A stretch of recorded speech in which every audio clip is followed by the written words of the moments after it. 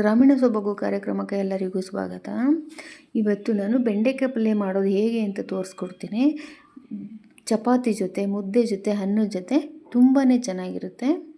ಬನ್ನಿ ಹೇಗೆ ಮಾಡೋದು ನೋಡೋಣ. ಬೆಂಡೆಕಾಯಿ ಪಲ್ಯಕ್ಕೆ ಏನೇನು ಬೇಕು ಅಂತ ನಾನು ತಿಳಿಸ್ಕೊಡ್ತೀನಿ. ಫಸ್ಟು ನನಗೆ ಅರ್ಧ kg ಬೆಂಡೆಕಾಯಿನ ತೊಳ್ಕೊಂಡು ಕಟ್ ಮಾಡಿ ಇಟ್ಕೊಂಡಿದ್ದೀನಿ. 2 ಈರುಳ್ಳಿ, ದೊಪ್ಪದೆ 2 ಟೊಮೆಟೊ, ದೊಡ್ಡ ಸ್ಪೂನಲ್ಲಿ 1 ಸ್ಪೂನ್ ಖಾರದ ಪುಡಿ, ಉಪ್ಪು, ಬೆಲ್ಲ, ಹುಣಸೆಹಣ್ಣು, ಇಷ್ಟು ಮೆಟೀರಿಯಲ್ನ ಇಟ್ಕೊಂಡಿದ್ದೀನಿ ನಾನು. ಈಗ ಬಾಣಲಿನ ಕಾಯಕ್ಕೆ ಇಟ್ಟಿದ್ದೀನಿ, ಬಿಸಿಗೆ ಇಟ್ಟಿದ್ದೀನಿ ನೋಡಿ. ಬಾಣಲಿ ಬಿಸಿಯಾಗಿದೆ. ನಾನು ಇವಾಗ ಬೆಂಡೆಕಾಯಿನ ಹಾಕ್ತಾ ಇದ್ದೀನಿ. ಬೆಂಡೆಕಾಯಿ ಹಾಕಿದ್ದೀನಿ. ಹಾಕಿದ್ಮೇಲೆ ಒಂದು ಸ್ವಲ್ಪ ಎಣ್ಣೆ ಬಿಡಬೇಕು. ಸ್ವಲ್ಪ ಅರಿಶಿನ ಪುಡಿನ ಹಾಕಬೇಕು. ಅರಿಶಿನ ಪುಡಿ ಹಾಕ್ಬಿಟ್ಟು ಇದನ್ನು ಹುರ್ಕೋಬೇಕು. ಯಾಕೆ ಅಂದರೆ ಬೆಂಡೆಕಾಯಿನಲ್ಲಿ ಇಲ್ಲಿ ಲೋಳೆ ಥರ ಇರುತ್ತೆ ನೋಡಿ. ಆ ಲೋಳೆ ಥರ ಏನಾದರೂ ಹೋಗಬೇಕು ಅಂತಂದರೆ ನಾವು ಹಿಂಗೆ ಫ್ರೈ ಮಾಡ್ಕೋಬೇಕು. ಅದರೊಳಗಡೆ ಏನೂ ಹಾಕ್ಬಾರ್ದು. ಫ್ರೈ ಮಾಡಿಕೊಂಡು ಸಪ್ರೇಟಾಗಿ ತೊಗೋಬೇಕು. ಇದು ಮೇಯ್ನ್. ಈ ಪಾತ್ರ ಮಾತ್ರ ತುಂಬ ಇಂಪಾರ್ಟೆಂಟು. ನಾವು ಸಪ್ರೇಟಾಗಿ ಹುರ್ಕೊಂಡು ಎತ್ಕೋಬೇಕು. ಲೋಳೆ ಎಲ್ಲ ಹೋಗೋ ಥರ ಹುರ್ಕೋಬೇಕು ನೋಡಿ. ಈ ಥರ ನೋಡಿ, ಈ ಬೆಂಡೆಕಾಯಲ್ಲಿ ಜೆಲ್ ಥರ ಬರ್ತಾ ಇದೆ ನೋಡಿ. ಇದನ್ನು ನೀಟಾಗಿ ಹೋಗೋ ಥರ ಹುರ್ಕೋಬೇಕು. ಇದು ಸ್ವಲ್ಪ ಟೈಮ್ ಹಿಡಿಯುತ್ತೆ. ನಿಧಾನವಾಗಿ ಹುರಿತಾನೇ ಇರಬೇಕು. ಲೋಳೆ ಎಲ್ಲ ಹೋಗ್ಬೇಕು. ಇಲ್ಲ ಅಂತಂದರೆ ಆ ಸಾಂಬಾರಲ್ಲಿ ಕೂಡ ಅದು ಲೋಳೆ ಅಂಶ ಹಂಗೆ ಉಳ್ಕೊಂಡ್ಬಿಡುತ್ತೆ. ಇದು ಹೋಗೋ ಥರನೇ ಹುರ್ಕೊಂಡ್ರೇ ಅದು ಪಲ್ಯ ಚೆನ್ನಾಗಿ ಬರೋದು ನೋಡಿ. ಈಗ ಈ ಬೆಂಡೆಕಾಯಿ ನಾವು ಹುರಿತಾ ಇರುವಾಗಲೇ ನಮಗೆ ಗೊತ್ತಾಗ್ತಾ ಇದೆ ಇದರಲ್ಲಿ ಲೋಳೆ ಅಂಶ ಇಲ್ಲ ನೋಡಿ. ಇದನ್ನು ಅಂಟಿಸಿದ್ರೆ ಅಂಟ್ಕೋತಾ ಇಲ್ಲ. ಈಗ ಆ ಲೋಳೆ ಅಂಶ ಹೋಗಿದೆ. ಇವಾಗ ನಾವು ಇದನ್ನು ಬಾಣಲಿ ಸ್ವಲ್ಪ ಕಪ್ಪಾಗುತ್ತೆ, ಪರವಾಗಿಲ್ಲ, ಉಜ್ಜಿದ್ರೆ ಹೋಗುತ್ತೆ. ಈಗ ನಾನು ಎಣ್ಣೆ ಹಾಕಿ ಸಾಸಿವೆ ಹಾಕಿದ್ದೀನಿ. ಎಣ್ಣೆ ಹಾಕಿ ಸಾಸಿವೆ ಹಾಕಿದ್ದೀನಿ. ಸಾಸಿವೆ ಸಿಡಿತದೆ. ಈಗ ಕರಿಬೇವು ಸೊಪ್ಪು ಹಾಕ್ತೀನಿ. ಈಗ ಒಣಮೆಣಸಿನ್ಕಾಯಿ ಹಾಕ್ತಾ ಇದ್ದೀನಿ. ಈಗ ಈರುಳ್ಳಿ ಹಾಕ್ತಾ ಇದ್ದೀನಿ. ಸಾಸಿವೆ, ಕರಿಬೇವು ಸೊಪ್ಪು, ಒಣಮೆಣಸಿನ್ಕಾಯಿ ಹಾಕಿ ಈರುಳ್ಳಿ ಹಾಕ್ತಿದ್ದೀನಿ. ಈರುಳ್ಳಿ ಸ್ವಲ್ಪ ಬಾಡಿಸ್ಕೋಬೇಕು ನೋಡಿ. ಈರುಳ್ಳಿ ಇಷ್ಟು ಬಾಡಿದೆ. ನಾನೀಗ ಟೊಮೆಟೊ ಹಾಕ್ತಾಯಿದ್ದೀನಿ.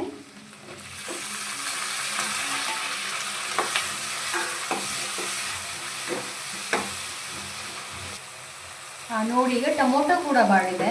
ನಾವೇನು ಬಾಡಿಸ್ಕೊಂಡಿದ್ವಿ ಬೆಂಡೆಕಾಯಿ ನೋಡಿ, ಒಂಚೂರು ಅಂಟುತ್ತಾ ಇಲ್ಲ. ಒಂಚೂರು ಲೋಳೆ ಥರ ಇಲ್ಲ ಇಲ್ಲಿ ನೋಡಿ. ಇದರಲ್ಲಿ ನೋಡಿ ಅಂಟಬೇಕು, ಅಂಟುತ್ತಾ ಇಲ್ಲ. ಇದು ಹಿಂಗಿರಬೇಕು ನಮಗೆ ಬೆಂಡೆಕಾಯಿ ಪಲ್ಯಕ್ಕೆ. ಈ ಥರ ಇರಬೇಕು ಉದುರಾಗಿ.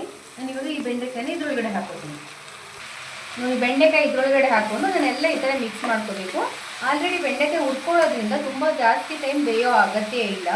ಸೊ ನಾನಿವಾಗ ಇಲ್ಲಿ ಹುಣಸೆಹಣ್ಣು ರಸ ಮಾಡ್ಕೊಂಡಿದ್ದೀನಿ ನೋಡಿ. ಹುಣಸೆಹಣ್ಣು, ಬೆಲ್ಲ ಮತ್ತು ಉಪ್ಪು ಒಂದೇ ಕ್ವಾಂಟಿಟಿಲಿ ತೊಗೋಬೇಕು. ಉಪ್ಪು ಯಾವ ಪ್ರಮಾಣದಲ್ಲಿ ನಮಗೆ ಬೇಕಾಗುತ್ತೆ ಅದೇ ಪ್ರಮಾಣದಲ್ಲಿ ಬೆಲ್ಲ ಮತ್ತು ಹುಣಸೆಹಣ್ಣು ನಾವು ತೊಗೋಬೇಕು ನೋಡಿ. ಈ ಹುಣಸೆ ರಸ ಇದೆಯಲ್ಲ, ನಾನು ಹುಣಸೆ ರಸ ಮತ್ತು ಬೆಲ್ಲ ಒಂದೇ ಕ್ವಾಂಟಿಟಿಲಿ ಎತ್ತಿಟ್ಕೊಂಡಿದ್ದೀನಿ. ಬೆಲ್ಲ ಮತ್ತು ಉಪ್ಪನ್ನ ಈ ಒಂದು ದೊಡ್ಡ ಸ್ಪೂನಲ್ಲಿ 1 ಸ್ಪೂನ್ ಖಾರದ ಪುಡಿ ಎತ್ತಿಟ್ಕೊಂಡಿದ್ದೆ.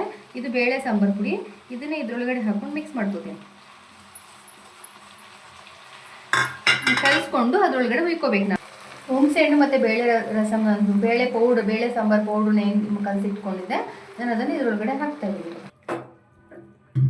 ನೋಡಿ. ಬೇಳೆ ಸಾಂಬಾರು ಪೌಡರು ಮತ್ತು ಹುಣಸೆ ಹುಳಿ ಹಾಕ್ಕೊಂಡಿದ್ದೆ ನೋಡಿ. ಎಲ್ಲ ಈ ಥರ ಮಿಕ್ಸ್ ಮಾಡ್ಕೋಬೇಕು ನೋಡಿ. ಇಷ್ಟು ಗಟ್ಟಿ ನಾನು ಮಾಡ್ಕೊಂಡಿದ್ದೀನಿ. ಇದು ಬೆಂದ ಮೇಲೆ ಇನ್ನೂ ಗಟ್ಟಿ ಬಂದುಬಿಡುತ್ತೆ. ನಾನು ಈ ಸ್ಟೇಜಲ್ಲಿ ನಾನು ಬೆಲ್ಲ ಹಾಕ್ತಿದ್ದೀನಿ.